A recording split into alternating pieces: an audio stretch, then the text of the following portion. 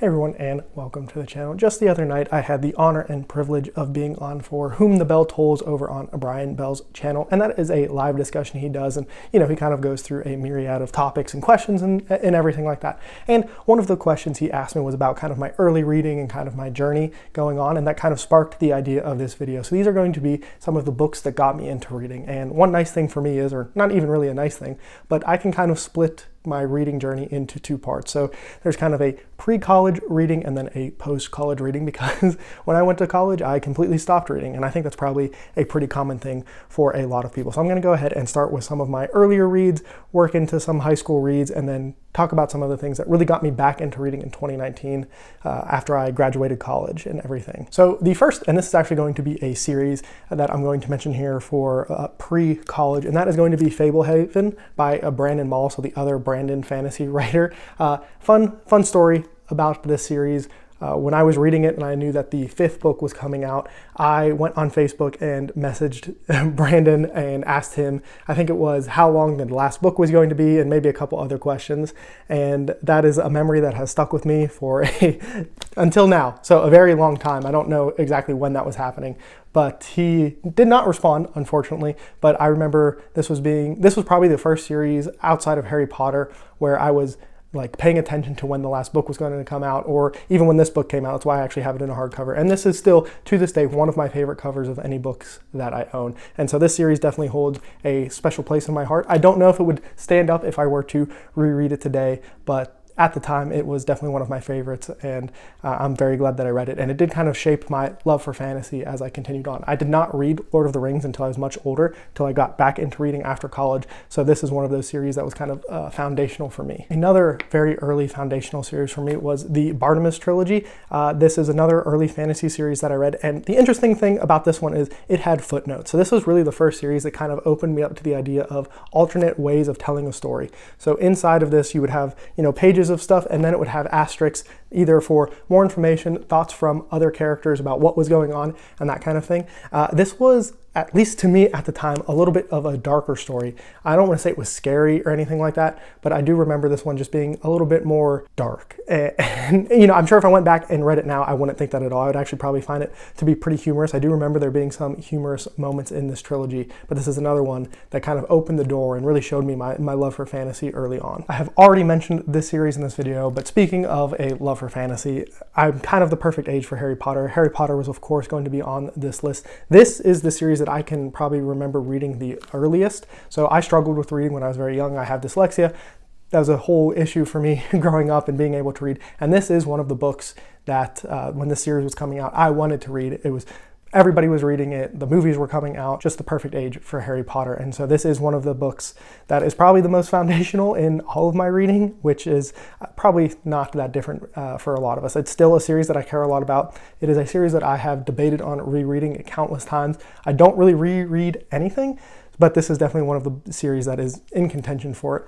I did recently go and watch the movie with a live symphony at the theater, and that was just such an awesome experience. And so even though it is, like a kid's story, a young adult story, it is one that still resonates with me today. That could just be all of the nostalgia talking, but it's just one of those series that is so special to so many of us. I know this is not, a one-off thing for me alone, but Harry Potter, of course, was very foundational. And like I said, I can absolutely remember waiting and going day of to I think it was probably Borders at the time that I got this from.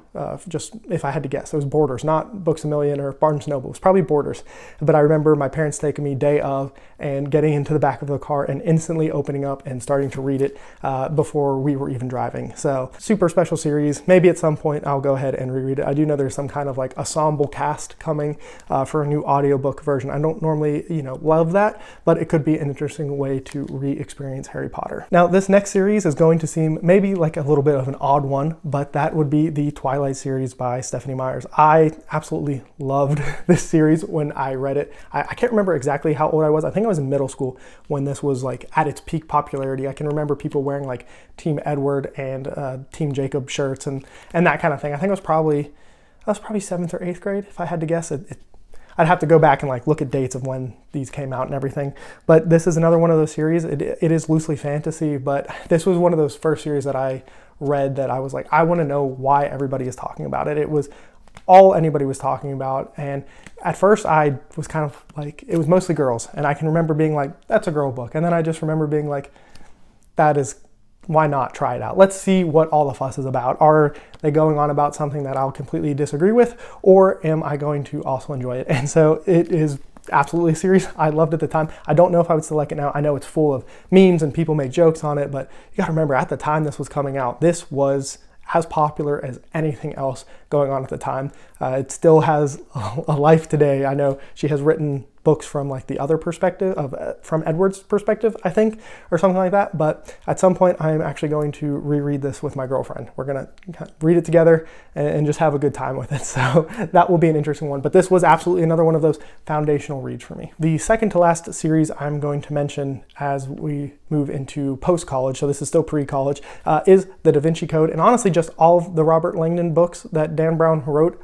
Even his most recent one came out while, after I had graduated college. And I read that, basically as soon as it came out. This was really probably one of the first like real thrillers I read. And I mean, this is one of the best-selling books of all time. I know this series kind of gets laughed at now, and I think maybe the movies have something to do with that, but I don't know, especially Da Vinci Code and Angels and Demons. There's a special formula there that, yes, does get reused kind of over and over again, and I understand that is probably part of why people poke fun at this series. But these are so much fun, especially when you were coming in fresh. I didn't know anything about it. I think this was probably an 8th grade read, and I can't remember reading this, being done with work in my math class in particular. And I had such a strict, and I don't want to say he was mean, but he kind of ruled his classroom with an iron fist. Great teacher, though. I mean, some of the best math I ever learned was from him. But he saw me reading this, and it was one of the only times I ever saw him like crack a smile and have like a real conversation with somebody in the class. Was, he had also read these books, and he talked to me for like 5 minutes about it. And it was, I don't know, it was one of the things that showed me a little bit of his human side, because like I said, he was very much iron fist, don't talk, very, very strict class. And so that maybe is why this book sticks in my head as much, but I do remember just also having such a great time with it. And the last series I'm going to mention for my pre-college reading is going to be not a Game of Thrones, that's this book, A Song of Ice and Fire by George R.R. Martin. I read some of this before the TV show came out, I think. I don't know, I'd have to double check. I do remember knowing what the Red Wedding was before it happened on TV, I think. That sounds about right. I do remember this was definitely like a high school read for me.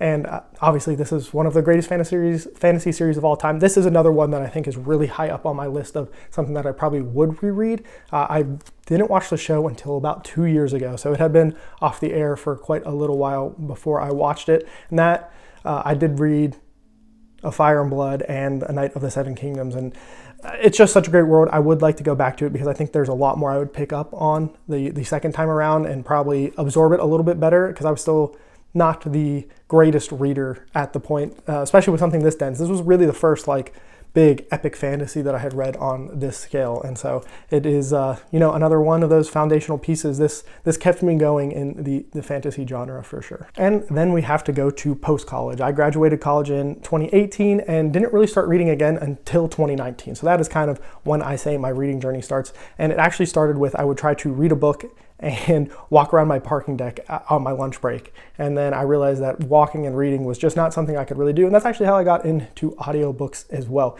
But one of the early reads that I ended up falling in love with, it was a classic. That's kind of how I got back into reading. I was just Googling books everyone should read, top 100 books of all time, those kinds of things. And so I did end up reading a lot of classics, which is kind of going to be reflected in this list. But the first one is going to be The Adventures of Tom Sawyer. And no, not The Adventures of Huckleberry Finn. I did not enjoy Huck Finn as much as I enjoyed Tom Sawyer. Now, this is probably a book most people read when they are much younger and are exposed to it way earlier. I kind of fell in love with the writing in this and just the whimsical adventure spirit that is in this book. Now, sure, there are some things that are very dated in here, all of that.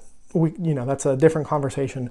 But this was one of the first books that I read that showed me that some of those classics are really worth it. I never really struggled with classics in school, but a lot of them never like really pushed me to read. I always wanted to be reading something else. Like, why would I want to read A Scarlet Letter when I could be reading A Clash of Kings or whatever? But this is one of the ones that really showed me that there's a lot of depth and a lot of things that are older that are worth reading. And this might have been my first like true 5-star when I got back into reading. I'd have to probably double check, but this was a special story for me. Really kind of opened the gates back up to the classics, and just a story that showed me that even though it can be for a younger audience, it can still work for me as an older individual. Staying in kind of the same vein of a classic, an author that I had heard so much about growing up, and just in general I think he gets talked about quite a bit, is Hemingway. And he was an author I was kind of intimidated by. I didn't know, he was just kind of one of those classic authors. I didn't know what to expect, and that's when I read The Old Man and the Sea. This was another book I absolutely adored, and this was actually just a book I mentioned a little while ago about books I don't really recommend to people, because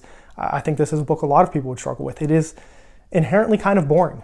I totally understand why people cannot get into this book, but for me it was a beautiful, the writing itself was extremely beautiful. I have always connected with Hemingway's writing, even in books that I have not necessarily enjoyed as much. His writing has always just been something that has stuck with me in a way that not many other authors have. And then I just also found just how forward and frank this story is to just be absolutely thrilling, which is crazy if you have read this book, you know why I'm saying that. But it is another one that was just so special and kind of kept that classic door open for me. Another one is going to be The Call of the Wild by Robert Langdon. And one thing that I kind of really enjoyed about this book is it's one of the only books I can really remember, I'm sure there are others, where the story is not taking place from a human perspective. And I think that was something that I found to be really refreshing. And this was just another one of those books that hit me on an emotional level. The journey that we go through with the dog in this book, it's the whole gambit of emotions, from very positive to very negative. And that is something that I am generally looking for when I'm reading.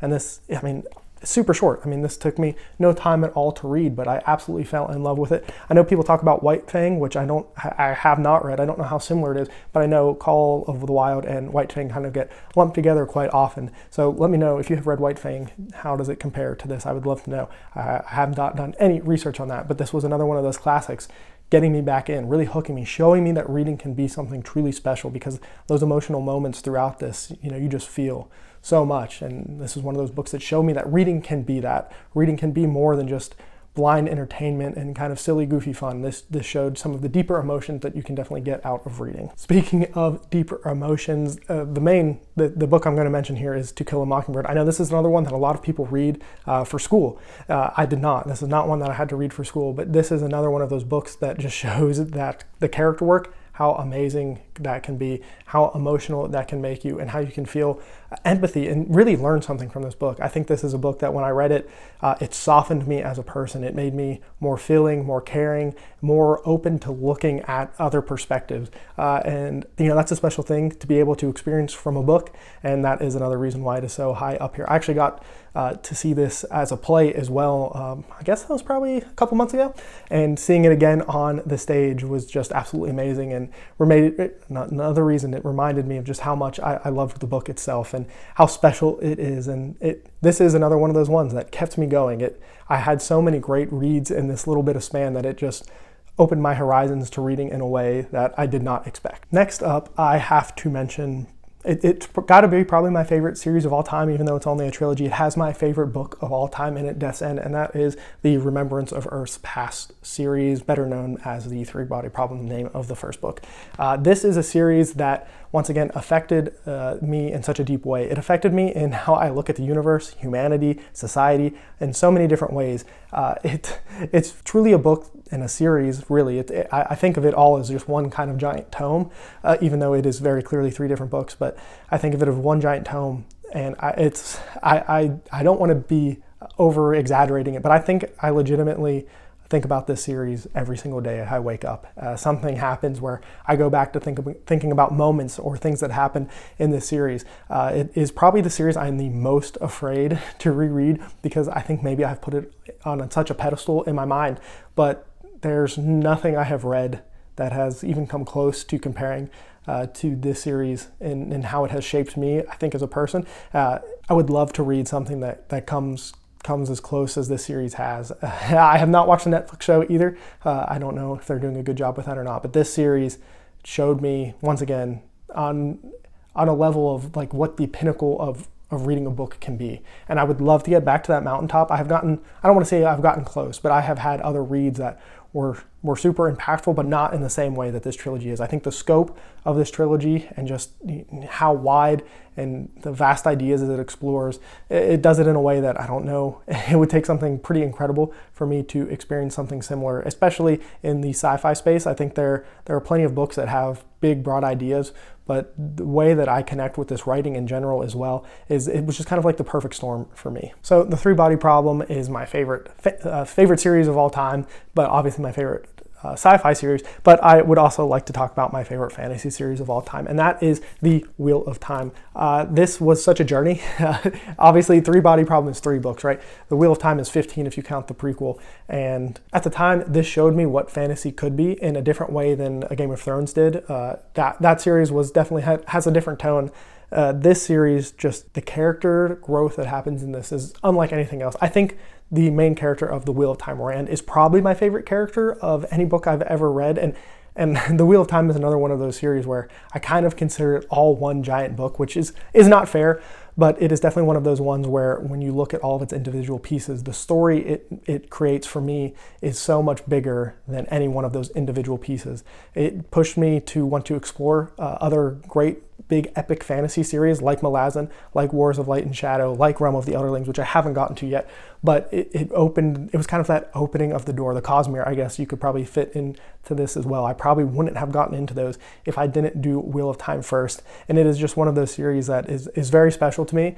Like I said, Rand is the journey that he and Nynaeve specifically that they go through is just unlike anything I have read elsewhere. I would love to kind of experience the same kind of character journeys again, but it is also a series that just has those big moments that I'm looking for. And it is just a beautiful thing that it has shaped my reading and pushed me, not even pushed me, but has shown me the way to these big epic fantasy series that I do enjoy so much. But those are some books and series that have shaped my reading. I would love to know some of the ones that has shaped your journey as well, whether you were a little kid, an older adult. I'd love to hear any of it. I think it's a really interesting question to see the paths that bring people to where they are today through their reading. So definitely let me know down below in the comments, but that's all for me. And as always, have a good one.